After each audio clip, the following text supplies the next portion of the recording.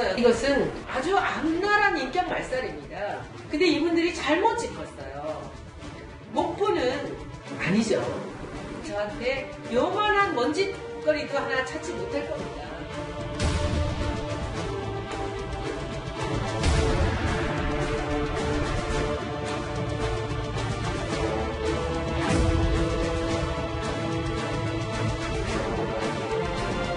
많은 의혹들이 있었고 그나마라도 기소가 된 것은 다행입니다.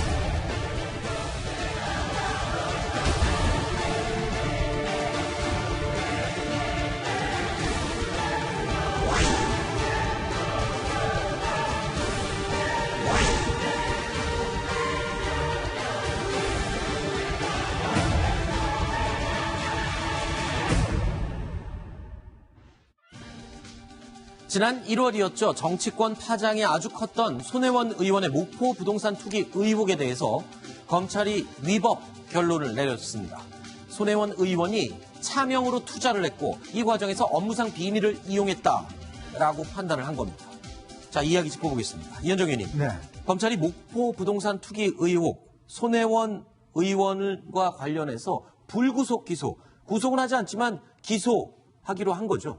그렇습니다. 검찰이 이 사건을 5개월 동안 수사를 했어요. 네. 굉장히 오랫동안 사실 수사를 했고 제가 알기로는 굉장히 치밀하게 수사를 한 걸로 알고 있습니다. 서울 남부지검에서 그 부동산, 목포 지역에 있는 부동산 소유주들 일일이 다 확인을 하고 아하. 그 사람들 소유 관계를 다 확인한 다음에 마지막으로 손혜원 의원을 불러서 20시간 동안 이제 조사를 하고 난 다음에 네. 이제 오늘 기소 결정을 내린 것이거든요. 네. 즉 기소란 것은 지금 보니까 부패 방지 권익위법, 그 다음에 이제 부동산 실명법 위반 네. 두 가지로 이제 한 것인데 문제는 그 관공서의 어떤 개발 정보를 이제 미리 알고 그걸 토대로 해서 이제 부동산 투기를 했다는 것이고요. 또 부동산 실명제 같은 경우는 실제로 자기 차명으로 이제 부동산을 구입했다는 거거든요. 네. 그런 부분들을 검찰이 확인하고서 이제 기소를 한 거기 때문에. 그럼 사실상 20채를 사서 이익을 봤다는 의혹이 사실이라고 검찰이 보고 있는 그렇습니다. 거잖아요. 그러니까 근대문화유산 지역으로 지정하는 데는 관여는 안 했지만 네. 그 이후에 실제로 거기에 대한 개발 정보를 미리 알고 아하. 거기에 일일이 샀고 또 그거를 차명으로 샀다. 이런 혐의로 해서 이제 기소를 한 겁니다. 네.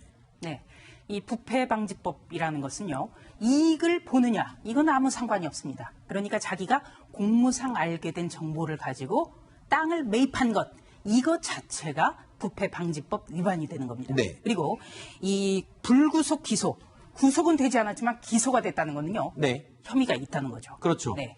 그리고 기소가 됐을 때 무죄가 선고되는 비율이 어느 정도 되시는지 아십니까? 어느 정도입니까? 네, 제가 자료를 찾아보니까 3% 정도밖에 되지 않습니다. 아, 그럼 97%는 유죄 선고가 나왔어요? 그러니까 그만큼 기소됐을 경우? 혐의가 충분하기 때문에 아하. 검찰이 기소를 했다. 그렇죠. 이렇게 보시면 되겠습니다. 아, 검찰이 기소를 했을 경우에 무죄가 나올 확률은 통계적으로 봤을 때 3%밖에 되지 않는다. 그러면 유죄 확률이 굉장히 높다라는 말이 되는데 이 가운데서도요. 여론의 공분이 가장 큰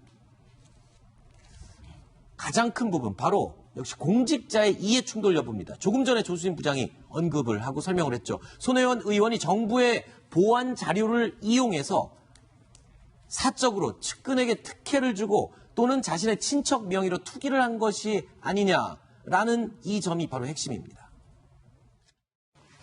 그 자리에는 목포시청 관계자들이 있었고 목포시청 관계자가 그 손혜원과 조이 있는 자리에서 건네주게 된 겁니다.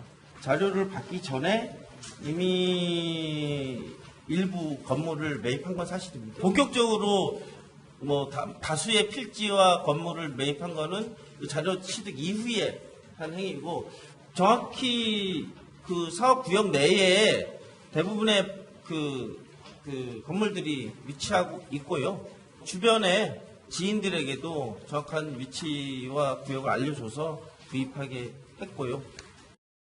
아, 이현중님, 그러니까 이 목포시청 관계자들 만나서 두 차례 자료를 받았고 그 자료를 근거로 매입한 집들을 살펴보니 문화재 지정 거리에 다 포함되는 그 집들이었다. 그럼 이 자료가 중요한 단서가 돼서 이걸 가지고 산 게 맞네요. 그러니까 이제 우리가 어떤 개발을 할 때 네. 제일 중요한 게 뭐냐면 당시 뭐 시청이나 이런 데서 그렇죠. 개발 계획이 있지 않습니까? 그렇죠. 자, 어느 지역을 할 것이냐.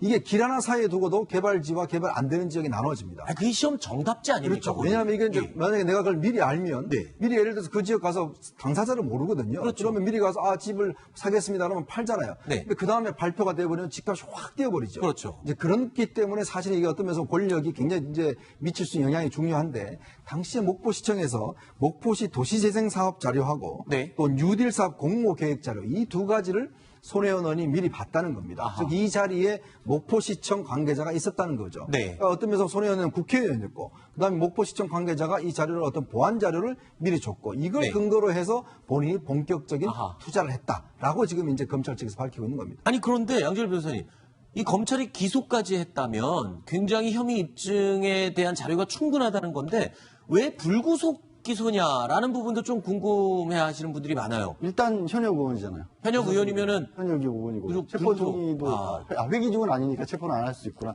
근데 구속 기소를 할 만한 사안은 아니라고 검찰이 판단한 것 같고요. 이유가 뭐죠? 그거는 검찰이 네. 일단 봤었을 때는 제가 봤었을 때는 다툼의 여지는 충분히 있어 보여요. 네. 왜냐면 이제 부패방지법에도 7조 2항을 적용을 했는데 네. 이 경우에는 비밀을 이용하여 재물 또는 재산상의 이익을 본인이 받거나 제3자가 취득하게 했다라는 부분인 거거든요. 네. 근데 이게 좀 전에 차장검사가 설명을 하면서도 이거를 매입하기 시작한 시점 자체가 일부는 앞섰던 것도 사실이다. 그러니까 이런 앞서는 게 좀 부분이 있고 집중적으로 매입한 거는 그 그렇죠. 자료 본 그러니까 이후라고요. 그런 부분들이 여전히 아하. 변호사 입장에서는 저런 부분들이 다퉈볼 수도 있겠구나. 그 얘기는 검찰에서도 이게 다른 어떤 형사 사건과 이런 어떤 투자와 관련된 부분은 조금 다툴 여지가 많기 마련이니까요. 그렇군요. 네. 우선 불구사소 수사의 원칙은 확대돼야 된다고 봅니다. 네, 여기까지는 동의를 하고요. 현직 국회의원이니까 일단 도주의 우려는 없겠죠. 네.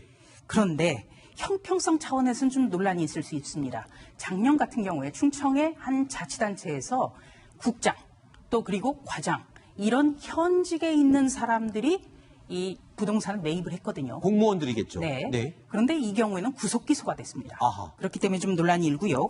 그리고 이 검찰 소환조사가 검찰의 오늘 수사 결과 발표가 5개월 만에 그것도 인지 수사가 아니라 이 시민단체의 고발로 인해서 이루어진 수사에서 5개월 뒤에서의 기소가 이루어진 거 네. 속도가 너무 늦습니다. 너무 그렇기 때문에 자세하게 조사를 하려다 보니까 늦어진 거 아니에요? 그렇지만 검찰 수사의 생명은요 신속성입니다. 네. 그래야 잡음이 없습니다. 알겠습니다. 그런 면에서 아쉽습니다. 자, 이 같은 검찰 수사 결과로 이 전 재산을 걸고 강경하게 맞섰던 손혜원 의원의 결백 주장, 이 결백함을 주장했던 내용도 무색해진 게 아니냐라는 이야기도 나오고 있습니다. 인생을 살면서 제가 한 번도 제 이익을 위해서 행동을 하거나 움직이거나 남을 움직인 적이 없습니다. 지금까지 그러면 다 합하면 거의 한 100억도 넘을 텐데 다 드리겠다고 얘기했지 않았습니까? 그래서 저는 그 이익 충돌이라는 부분들은 언젠가 제가 뭔가를 가지려고 하는 것이 이익을 생각하는 거 아니겠습니까? 그래서 저는 그 부분은 언제든지 제가 말씀을 드릴 수가 있는 게 뭐든지 저는 제가 내놓을 수 있어요. 다 드릴 겁니다. 국가에 자, 저건 지금 저 모습은 지난 1월에 논란이 된 직후에 기자들과 회견을 하면서 했던 내용이고 오늘도 SNS에 입장문을 내고 검찰 결정에 굉장히 반기를 들었어요. 그렇습니다. 오늘 내용은 오늘 기소 내용을 보면 네. 여자 조카 소유의 부동산 3건은 차명이 아니라고 돼 있고 남자 조카 소유의 창성장만 차명이라고 되어 있다 이렇게 이제 주장을 하면서 왜냐하면 검찰 그런 얘기는 했잖아요. 검찰이 손혜원 의원이 딱딱 찍어서 어떤 건물을 샀고 어떤 건물을 사라고 주변에 있는 사람이나 아니면 보장한테 얘기했다 이렇게 얘기한 부분을 아마 이제 문제를 제기하는 것 같아요. 지금 당장은 뭐 손혜원 의원에 대해서 이렇다 저렇다 판단을 내릴 수 있는 상황은 아닌 것 같고 검찰 입장에서 볼 때는 지금 말씀하신 것처럼 기소한 내용을 보면 상당히 이제 여러 가지 방법을 통해서 본인의 이익을 취하기 위해서 정보를 습득한 것처럼 네. 보여지는 거니까 그거는 뭐 거기까지 검찰의 기소 내용이고 이제 중요한 건 재판에서 어떤 경우가 나올지는 지켜봐야 되고 그렇게 되면 이제 손혜원 의원은 그 전에 본인이 얘기했던 얘기들 약속들을 다 지켜야 되는 거잖아요. 전 재산 반납. 뭐 예를 들면 그래야 되겠죠. 뭐 예를 그래요? 들어서 뭐 그건 본인의 선택이겠지만 그게 왜 선택입니까? 약속을 했다. 약속을 했으니 그래도 뭐 예. 그걸 법적으로 예를 들어서 강제할 수는 있는 문제는 아니니까. 그 이제 온 국민에게 약속을 한 그렇지. 사람인데 그러니까 본인이 알아서 그걸 할 문제라는 얘기를 제가 말씀드리는 네네. 거예요. 네. 그러니까 본인이 그거는 어떻게 하든지 그건 근데 나중에 그러면 국민들이 막 비난을 하겠죠. 네. 중요한 건 지금 관점에서 손혜원의 이런 부분이 검찰이 기소한 내용은 그 내용 그대로 그냥 우리가 받아들여야 된다고 보여지고요. 다만 이제 기소한 내용이 재판 과정에서 어떻게 증명이 네. 되고 알겠습니다. 판결로 올라오나 그런 알겠습니다. 부분을 좀 두고 봐야 될 것 같습니다. 자, 검찰이 위법이라는 결론을 내린 만큼 당시 손혜원 의원을 응원했던 많은 목포 시민들의 반응도 이제는 좀 달라질 수도 있지 않을까라는 생각이 드네요. 그때 당시의 모습 보시죠. 나오세요.